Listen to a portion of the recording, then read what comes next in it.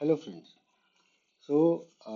From today's video onward, from today's lecture onwards, what I'll be doing is I will be solving some problems for you, which I will be doing with the help of while loop.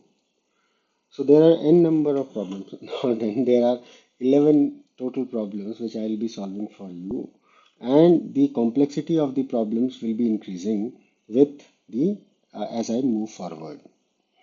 So what I'll be doing is I will be first solving these two problems for you today, then these two in the next lecture, then these two in the next lecture, and uh, then from problem number 7th onwards, I will be doing one problem in a particular video.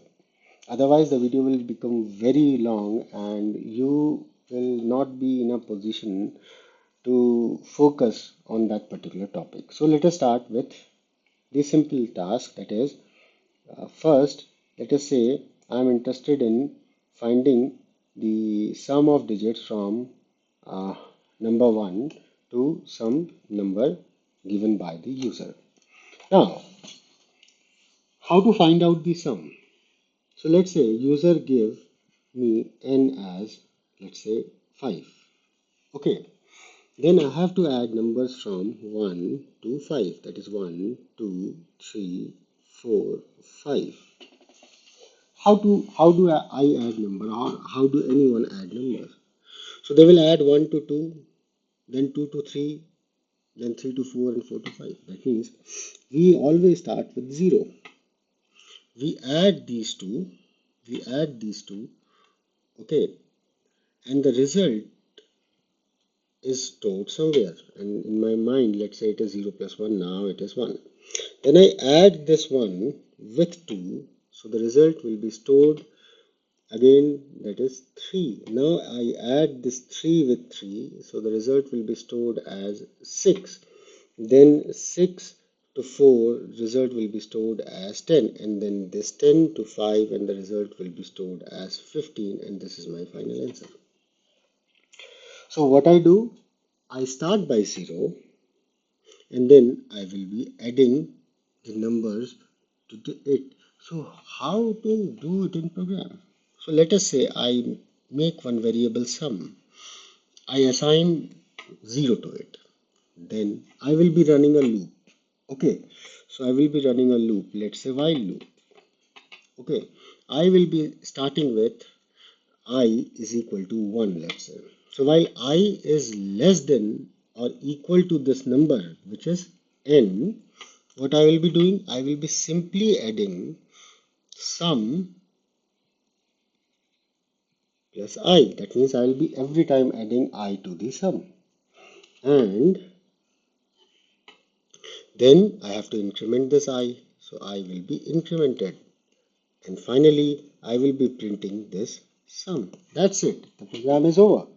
So first, starting with 0, then it will be adding 1, then it will be adding 2, then it will be adding 3, then it will be adding 4, it will be adding 5.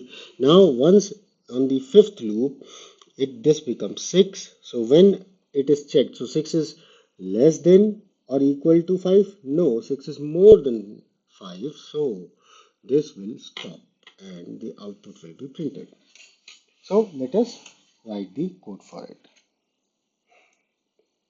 So let us take one integer n, okay, and then also one counter I am taking, and let us initialize this I with 1. Okay, you can do this initialization here itself, doesn't matter. Then while the I value of I is less or equal to this number, okay, so what will be done? I will be adding this I to some sum. So let's say int sum, and that is equal to 0. So here sum will be equal to sum plus I. So that's it. So in this way, you can sum up all the numbers. So if you wanted to know what is happening in a loop, so let us print inside this. Printf, let's say I percentage d and sum percentage d, and then this is I and sum, and bring every time onto new line. And then if I run this, oh, what is the problem? Oh, this is the problem. Statement has not been ended. So if I run this, nothing has happened. Why nothing has happened? Because I have not given the value of n. So by default it is taking, I think, 0. So let us give it, let us give the value of n. Let us ask the user to provide the value of n. Enter n or enter the number. Scanf, and this is an integer, so at the address of n. Now run this. So he's asking for some number, let's say 5, and it is going infinitely. Again, there is a problem. Now you know what the problem is, because the loop only become infinite when this particular condition remains always true. So what is the problem? The problem is we have not incremented I. So let us do that. So I is equal to I plus 1. Now again run it. So let's say n is equal to 5. Now it is doing it. For when I becomes 1, for I is equal to 1, the sum was 1. Okay, now this is 0 plus 1, it is 1. Then it got incremented.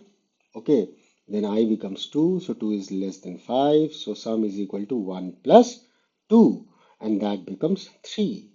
And then that is printed, then it is increased by 1, that is becoming 4, and sorry, 3, and then that 3 is added to previous 3 to become 6, then incremented, it becomes 4, then the 6 is added to 4 becomes 10, and so on.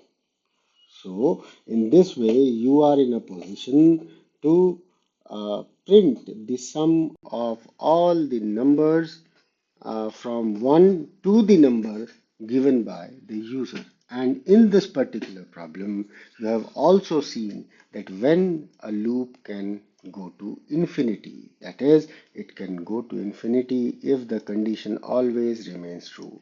So in such type of problems where there is a finite times, when the loop has to be run for finite number of times, then please remember that incrementation, or in case of reduction value, decrementation has to be done.